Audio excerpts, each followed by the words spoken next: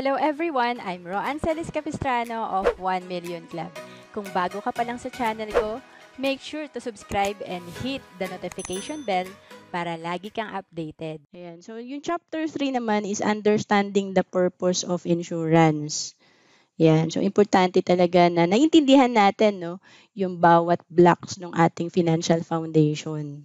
Ayan. So, insurance is for protection should anything happen to you. In the Philippines, people don't talk about insurance as much as they talk about investment. While insurance is not a fun topic, it is a critical part of your financial strategy.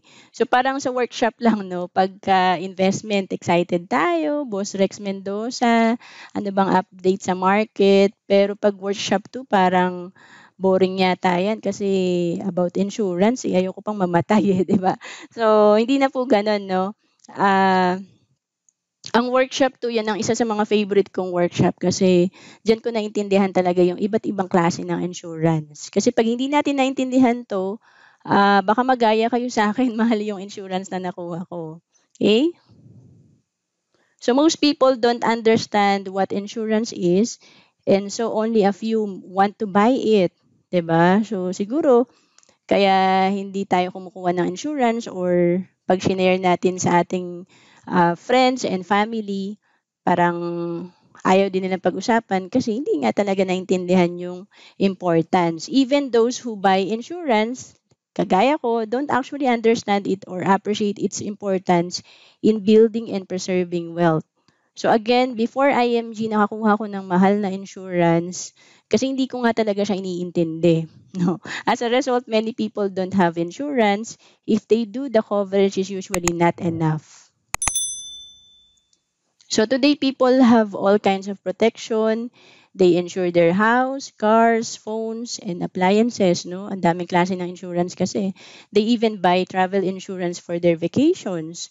Totoo naman yun, no? Kasi dahil nagta-travel nga tayo sa IMG, may mga nagva-vlog talaga na ina-advise ng vlogger na kumuha kayo ng travel insurance, no? Importante yan. 'Di ba? Pero again, importante din syempre yung life insurance. Paki-type nga po life. Yan. However, when it comes to life insurance, people remain skeptical. The most important insurance that can protect their family and their children is the one that is not taken seriously, no?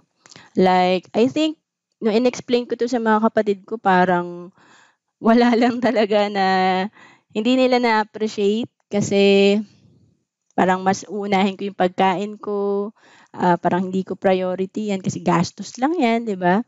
Kasi nga, hindi tayo nasanay pag-usapan to.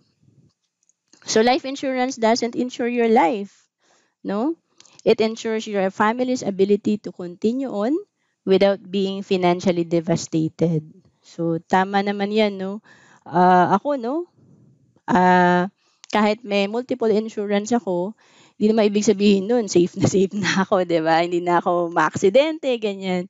Pero again, may peace of mind ka. Kasi alam mo na, halimbawa, nagta-travel kami mag-asawa. So, alam namin na pag may nangyari sa amin, may iwan kami sa anak namin. No? So, some people rely on the insurance provided by the company they work for. This is usually not enough to cover a family's expenses. What's more, once they resign or retire from their respective companies, their insurance coverage also stops. So again, kagaya siya ng short-term healthcare natin na pag nag-resign na tayo, nag-retire na tayo, hindi natin dala yung kontrata. Hindi natin dala yung coverage natin sa healthcare, hindi natin dala yung coverage natin sa life insurance. So, una natin gawin, kung hindi natin alam yung binigay sa atin na company na life insurance coverage, pumunta tayo sa HR. Tanungin natin, magkano po ba yung insurance ko? No? Kasi yung brother ko, nagulat kami, ang insurance niya, no, mataas kasi yung posisyon niya, halos presidente siya sa Vismin area, sa sales.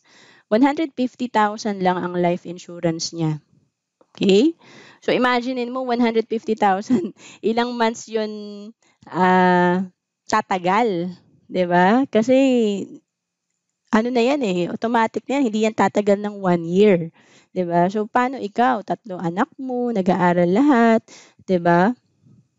Or OFW ka, ikaw lang inaasahan, ikaw lang ang breadwinner. So i-check natin kung magkano ba talaga yung coverage natin, 'no? Ayaw nating may mangyari sa atin, 'no? Pero siyempre, again, para 'to sa family natin, naka-ready lang tayo.